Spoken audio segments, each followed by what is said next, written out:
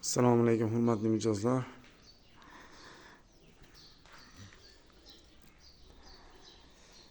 Ko'pchilik aytadi, nimaga hali bozordagi eshiklar arzon, sizlarda qimmat deydi. Xuddi shunaqa bitta bozordagi eshiklardan bittasini bir kishi olgan ekan. Bo'yni kichraytirib bering deb olib keluvdi. Olib qoldim, atayari. İçlarini ko'raychi deb. Xullas, ponni yechdim endi kichraytirish maqsadida o'z bo'ydan o'zidan kesib qo'ysam bo'ladi. Rosa burchaklari notekis shunaqa edi ekan.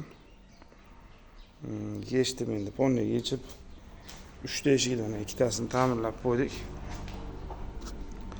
Ochib ko'rdim.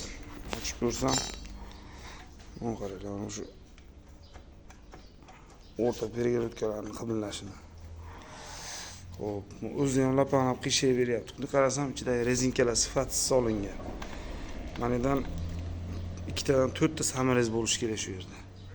Samarez qatirilmagan. Bitta ham burchakda samarez yo'q. Tashidan bunaqa nostandart qilib kichkina santimetr kichkinaligi uchun ozroq qatirib qo'yilgan. O'ta sifatsiz ishlangan. Hozir bunga yangi zamok ponni boshqatdan ta'mirlanyapti. Bittasiga 300 ming 400 ming atrofida rasxod ketyapti. Bozor eshigi.